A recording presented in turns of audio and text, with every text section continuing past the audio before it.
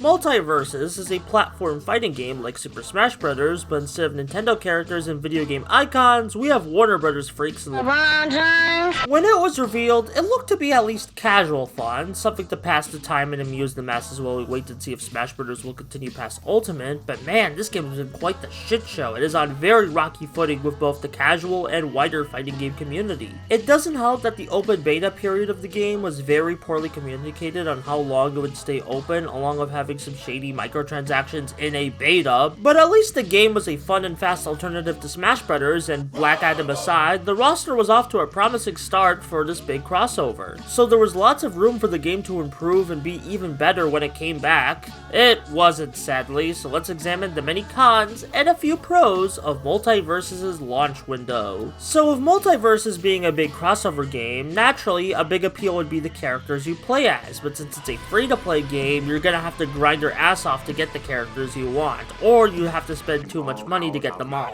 Now this would be fine if you get like a $60 pass that lets you unlock everyone right off the gate, but no, you have to spend over $200 to get everyone. This is an issue for multiple reasons, as this isn't like Fortnite where all the characters play the same, as they are locking full-on character archetypes and movesets behind paywall. They don't even let you try a character before you buy in like a trading mode, so some players might be dropping a lot of money to try out characters they don't even like. Another issue is that this is going to be a pain for local fighting game tournament organizers. You'll be spending so much more money to unlock everything in Multiversus than any $60 to $70 fighting game plus DLC with the stingy way everything is priced. I get the need to make money off a free-to-play game, but this isn't very consumer-friendly to both the casual and competitive audiences this game wants to reach. I'm lucky to have played the open beta of the game, so the characters I unlocked that I like LeBron James and Tom and Jerry, were able to transfer over, along with the new character I wanted to play, Jason from Friday the 13th, being a freebie at the launch window. In fact, he's the only reason I decided to give Multiversus another shot. But that doesn't change the fact that new potential players who haven't played the betas or aren't into Jason's playstyle are gonna have a hard and frustrating time picking and unlocking their main characters with how grindy and stingy the unlockables in this game are. It's plain old predatory, and shows that maybe the free-to-play model doesn't work with fighting games where each and every character has their own unique tools and options that a simple cosmetic Fortnite skin doesn't. And I keep bringing back Fortnite because the new UI desperately wants to be Fortnite with all these confusing live service battle passes and daily missions. It's overwhelming.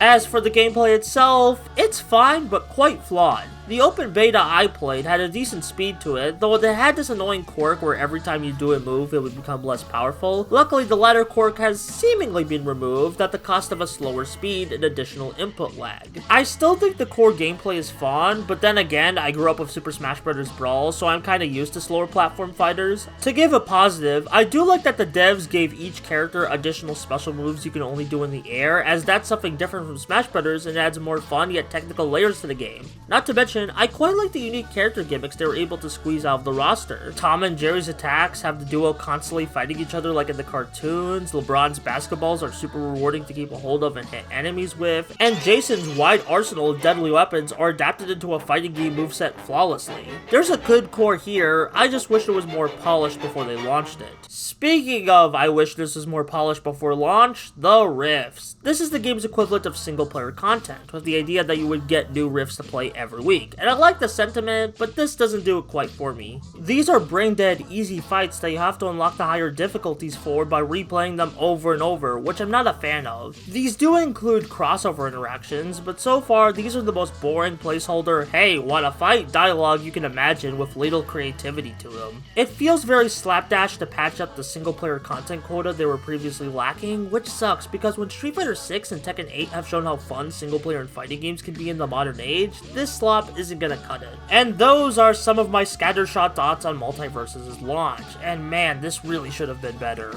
I won't deny I had fun with the game, but that doesn't mean it didn't frustrate me with its terrible monetization, lackluster single player, and I didn't even mention the inconsistent online connections. And I get that's a free-to-play game, and I know that live services in fighting games can get better with updates and patches, which yeah, I think you can improve Multiversus, but that doesn't doesn't change the fact that this was the first impression. Their best step forward after being offline for multiple months. It's honestly my breaking point of these live service games flooding the games industry with their stingy battle passes and floods of microtransactions. I mean, now $60 to $70 games have this shit too, which is very draining on both my time and fun to be had with video games. I might come back to Multiversus every now and again since it's free, but otherwise, I'd recommend you spend your time and money elsewhere.